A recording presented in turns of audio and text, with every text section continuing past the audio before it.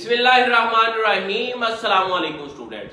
बच्चों, मैं हूं आपका फिजिक्स टीचर आदिल शहजाद और आप देख रहे हैं अपना पसंदीदा यूट्यूब चैनल फिजिक्स वैली।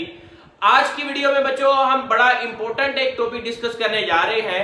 आपकी बुक में ये शॉर्ट सा है, लेकिन मैं आपको डिटेल से समझाऊंगा ताकि आपके जितने भी कॉन्सेप्ट हैं वो क्लियर हो सके। आज की वीडियो में बच्चों हमने डिस्कस करने हैं कॉम्बिनेशन ऑफ रेजिस्टेंसेस। सबसे पहले बच्चों आपको पता होना चाहिए कि रेजिस्टेंस होती क्या है। What is resistance. Last lecture में आपको थोड़ा सा इसके बारे में आइडिया दिया था कि रेजिस्टेंस जो है वो सर्किट का ऐसा कंपोनेंट है जो करंट के फ्लो को अपोज करती है, या आप कह लें कि जिसको आप करंट को रोकने के लिए इस्तेमाल करते हैं। अब मिसाल के तौर पे आपके पास अगर यहाँ पे चंद रेजिस्टेंसेस दी गई हो, एक आपके पास है सपोज 2 ओम की, एक आपके पास है 4 ओम और एक आपके पास है 8 ओम। अब ये आपके पास 3 डिफरेंट रेजिस्टेंसेस दी गई हैं और आपसे डिमांड की जाती है जी कि आपने ऐसा सर्किट डिजाइन करना है जिसकी रेजिस्टेंस 14 ओम हो या आपके पास 10 ओम हो। तो आप अगर इनको इंडिविजुअली देखें तो ये 2 है, ये 4 है और मैक्सिमम से मैक्सिमम रेजिस्टेंस कितनी है, 8 है। तो अब अगर आपको 8 से भी ज्यादा रेजिस्टेंस चाहिए तो घबराने की जरूरत नहीं है। इसके लिए आप सिर्फ क्या करेंगे, एक कॉम्बिनेशन ऑफ रेजिस्टेंस यूज करेंगे।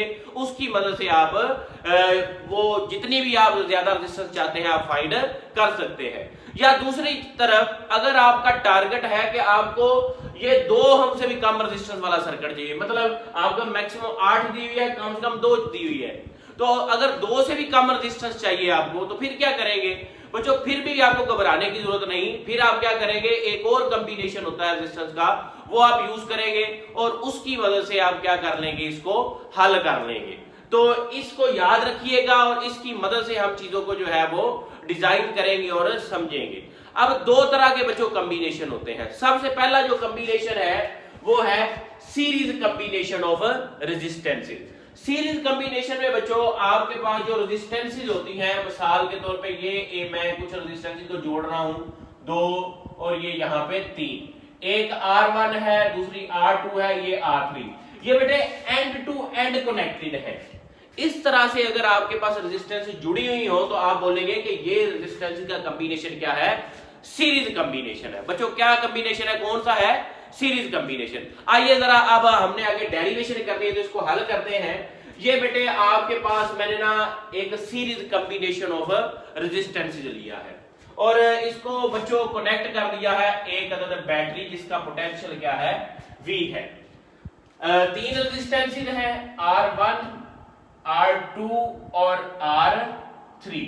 अब बेटे सीरीज कॉम्बिनेशन में आप देखें ये पोटेंशियल आपने प्रोवाइड किया, ये यहाँ पे करंट को प्रोड्यूस करेगा, एनर्जी प्रोवाइड करेगा, चाहे तो करंट जो है वो यहां से मूव करता हुआ यहां पे पहुंचेगा, इस रेजिस्टेंस से पास करके इस रेजिस्टेंस में आएगा और इससे पास करके इस रेजिस्टेंस में, और इस तरह से ये होता हुआ नेगेटिव एंड पे आके कंप्लीट हो जाएगा। तो आप देख सकते हैं यहां पे करंट का जो पाथ है बच्चों वो सिंगल पाथ है, मतलब यहां से स्टार्ट होगा और बारी बारी तमाम रेजिस्टेंस से गुजरता हुआ अपना जो चक्कर है वो कंप्लीट कर लेगा। तो ऐसा कॉम्बिनेशन एक तो ये है जिसमें resistances end to end connected हो। दूसरी तरफ आपने इसकी याद रखनी है कि सीरीज कॉम्बिनेशन होता क्या है, ये मैंने लिखी हुई है जी आपके पास, 2 or more than 2 resistances are said to be connected in series if the flow of current has one path। अगर उसमें आपके पास जो करंट का पाथ है वो सिंगल हो, आप देखें यहां से शुरू हो रहा है और ये पाथ यहां पे आके क्या हो रहा है, कंप्लीट हो रहा है। अगर तो बच्चों करंट का सिंगल पाथ बन रहा हो तो उस तरह के कॉम्बिनेशन को क्या बोलते हैं, सीरीज कॉम्बिनेशन बोलते हैं। अब बच्चों ना एक और चीज जरा समझिएगा आप, मैं आपको एक चीज समझाता हूं। मिसाल के तौर पे बच्चों ये आपके पास एक अंदर रेजिस्टेंस है, कितनी है ये हमें नहीं मालूम, आपने इसको क्या किया, ये पॉइंट बच्चों बड़ा अहम है, इस पॉइंट को आपका समझना बहुत जरूरी है और इसी को हम यहां पे कनेक्ट करेंगे। देखिएगा जरा, अब सपोज ये पोटेंशियल है 5 वोल्ट, इसका एक एंड बैटरी के इस एंड से कनेक्टेड है और दूसरा एंड रेजिस्टेंस के दूसरी तरफ कनेक्टेड है, मतलब बैटरी के दोनों एंड रेजिस्टेंस की दोनों तरफ से कनेक्टेड है। तो यहां पे हम कहते हैं कि जो बैटरी का पोटेंशियल होगा वही इस रेजिस्टेंस के अक्रॉस पोटेंशियल होगा। 5 ओम होगा, 5 वोल्ट होगा यहां पे भी। या अब यहां पे आपको कैपेसिटर मैंने पढ़ाया हुआ है, कैपेसिटर वाली एग्जांपल आप ले लें।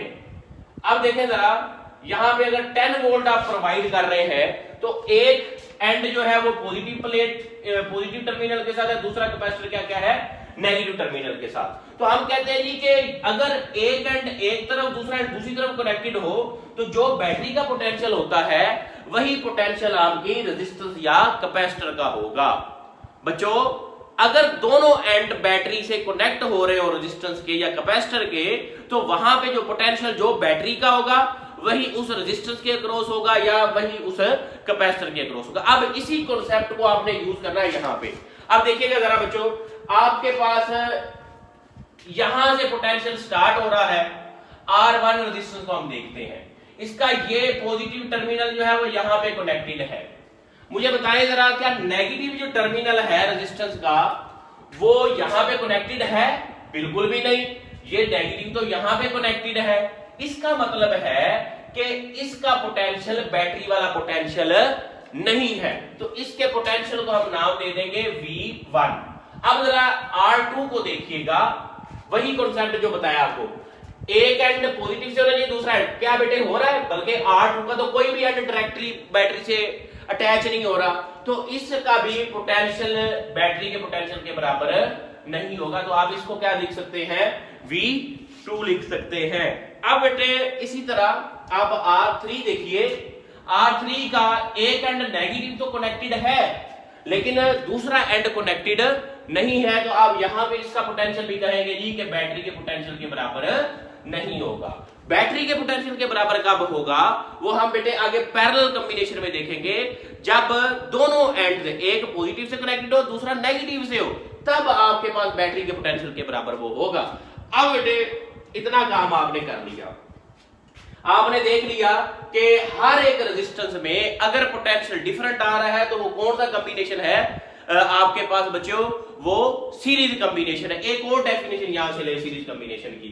इन series combination potential difference is different in each resistor and current is same. हर रेजिस्टर में पोटेंशियल डिफरेंट होगा। सीरीज कॉम्बिनेशन में बच्चों दोबारा सुने गौर से, सीरीज कॉम्बिनेशन में पोटेंशियल डिफरेंस हर एक के अलोंग डिफरेंट होगा, जबकि सीरीज कॉम्बिनेशन में करंट क्या होगा, सेम होगा। अब बेटे ना आप इसको ले अकॉर्डिंग टू ओहम लॉ, आप इसमें ओहम लॉ कर दे apply, according to ohm's law. अब ओहम लॉ बच्चों क्या कहता है आप जानते हैं बड़ी अच्छी तरह से, V is equal to IR। सही हो गया, ये जनरल इक्वेशन आ गई। अब अगर आपको चाहिए पोटेंशियल, ये तो जनरल आ गया ना, आपको R1 के अलोंग चाहिए तो वो बेटे क्या होगा, V1 होगा IR1, चूंकि करंट सेम है। फिर V2 क्या होगा, IR2 होगा। V3 बच्चों क्या होगा, IR3 होगा। बात समझ आई कि नहीं आई बच्चों? आपके पास जो पोटेंशियल होगा ये V1 जो होगा वो IR1 होगा, V2 IR2, V3 IR3 होगा। अब बेटे ना आप टोटल पोटेंशियल फाइंड आउट कर लें। Now V is equal to आ गया V1 plus V2 plus V3। Next whiteboard पे चलते हैं हम। अब बेटे ना आपने वैल्यूज पुट कर देनी है, V1 की, V2 की, V3 की और V की। V की वैल्यू क्या है बच्चों, IR1 आए जरा,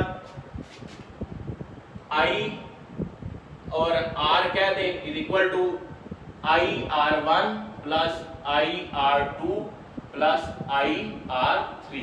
ठीक हो गया बच्चों। अब करंट यहां से कॉमन ले लें, आपके पास आ जाएगा R1 plus R2 plus R3 is equal to IR। अब I से I करंट से करंट कैंसिल हो जाएगा और आपके पास R आ जाएगी टोटल, इसको इक्विवेलेंट रेजिस्टेंस भी बोलते हैं, R1 plus R2 plus R3। तो ये बेटे आपके पास आ गया इक्विवेलेंट रेजिस्टेंस का रिलेशन। इक्विवेलेंट रेजिस्टेंस बेटे आपके पास क्या होगी, तीनों रेजिस्टेंसेस को अगर आप ऐड अप कर देंगे तो वो कौन सी रेजिस्टेंस हो जाएगी, इक्विवेलेंट रेजिस्टेंस हो जाएगी। मतलब यहां पे आप कह सकते हैं, एक आप रिजल्ट निकाल लें इसका, रिजल्ट क्या लें, रिजल्ट बेटे इसका क्या निकला कि आपकी जो इक्विवेलेंट रेजिस्टेंस है, equivalent resistance in series combination, कौन से कॉम्बिनेशन में बच्चों, सीरीज कॉम्बिनेशन में, इज ग्रेटर, ये बेटे ग्रेटर होगी देन द इंडिविजुअल, ग्रेटर या individual maximum value, value of resistance. Okay बच्चों, ये बात आपने याद रखी है। आपने रिजल्ट निकाला कि, अब मेरी बात सुने जो मैं आपसे बात कर रहा था, एक 8 दी हुई थी, एक 4 दी हुई थी और एक 2, मतलब 8 मैक्सिमम से मैक्सिमम, वहां पे 8 थी, तो आप उससे ज्यादा वैल्यू हासिल कर सकते हैं। वो आपकी मैक्सिमम जो इंडिविजुअल वैल्यू उससे भी ज्यादा आएगी। कहां पे, इसमें इक्विवेलेंट रेजिस्टेंस सीरीज कॉम्बिनेशन में। ये था बेटे सीरीज कॉम्बिनेशन। अब हम देखेंगे पैरेलल कॉम्बिनेशन को। पैरेलल कॉम्बिनेशन में बच्चों आप रेजिस्टेंसेस को क्या करते हैं कि इस तरह से कनेक्ट करते हैं कि तमाम रेजिस्टेंसेस की एक साइड एक पॉइंट पे मिल जाती है और दूसरी साइड जो है वो तमाम रेजिस्टेंसेस की आप एक पॉइंट पे ज्वाइन कर देते हैं। इस तरह का जो कॉम्बिनेशन होगा रेजिस्टेंसेस का, इसको आप बोलते हैं पैरेलल कॉम्बिनेशन। तमाम रेजिस्टेंसेस की एक साइड से तमाम एंड्स को पकड़ के एक पॉइंट पे इकट्ठा करेंगे और दूसरी साइड पे भी एक पॉइंट पे इकट्ठा कर देंगे। अब जरा आए बच्चों, आप जरा इसको ऑब्जर्व करें तो डिफरेंट पाथ बन रहे हैं, 3 ब्रांचेस वाली 1, 2 एंड 3। अब आपने यहां पे जब पोटेंशियल प्रोवाइड किया तो ये आपके पास पोटेंशियल, यहां से आपके पास करंट जो है वो आएगा, ये करंट आपके पास यहां से आ रहा है जी, आई, और यहां से ये करंट 3 डिफरेंट हिस्सों में डिवाइड हो जाएगा। ये R1 से जो गुजरेगा वो I1 होगा, जो R2 से गुजरेगा वो I2 होगा, जो R3 से गुजरेगा वो क्या होगा, I3 होगा। अब बच्चों जो अभी थोड़ी देर पहले आपको बात मैंने समझाई थी कि अगर बैटरी रेजिस्टेंस के अक्रॉस इस तरह से अटैच हो कि एक एंड से पॉजिटिव एंड के साथ कनेक्टेड हो और दूसरा एंड किससे कनेक्ट हो, नेगेटिव से, तो आप बोलते हैं कि जितना पोटेंशियल बैटरी का होगा उतना ही पोटेंशियल उस रेजिस्टेंस का होगा। अब जरा नोट फरमाएं तो तीनों रेजिस्टेंसेस इस पॉइंट पे इकट्ठी हो रही हैं, ये इधर से भी तीनों इकट्ठी हो रही है। तो आप इस पॉइंट को अगर ऑब्जर्व करें तो ये एंड अटैच है किसके साथ, पॉजिटिव टर्मिनल के साथ, और ये वाला एंड किसके साथ अटैच है, नेगेटिव टर्मिनल के साथ। तो इस लिहाज से आप कह सकते हैं कि जो पोटेंशियल बैटरी का होगा वही पोटेंशियल किसका होगा, इन तमाम रेजिस्टेंसेस का होगा। तो आइए जरा इन पॉइंट के जरिए इसको डिफाइन करते हैं। सबसे पहले तो आप इसको देखें, 2 or more than 2 resistances are said to be connected in parallel if the flow of current does not has one path, कि करंट का एक पाथ ना हो। आप देख रहे हैं कि इस कॉम्बिनेशन में करंट के 3 पाथ बन रहे हैं, R1 से अलग करंट जा रहा है, R2 से अलग और R3 से अलग। दूसरा हमने सेम पोटेंशियल की बात की, उस पॉइंट को भी देख लें।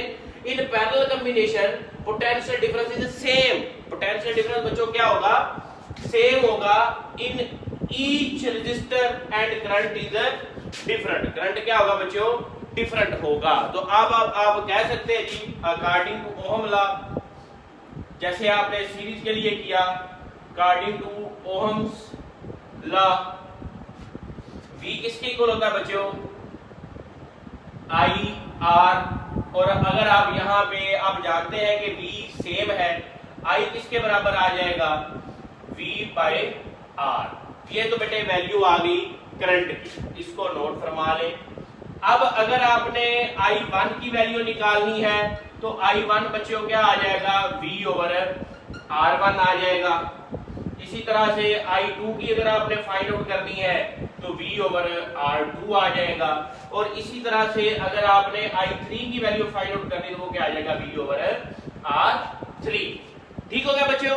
अब अगर आपने टोटल करंट फाइंड आउट करना है तो डेफिनेटली बच्चों जो टोटल करंट आपके पास होगा, I जो होगा वो होगा I1 plus I2 plus I3।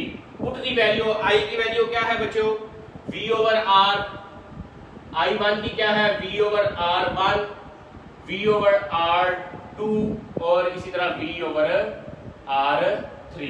ठीक हो गया बच्चों। अब आप अगला स्टेप करेंगी, V कॉमन लेंगे, V कॉमन लेंगे तो अंदर आपके पास बचेगा 1 over R1, 1 over R2 plus 1 over R3। ठीक हो गया बच्चों।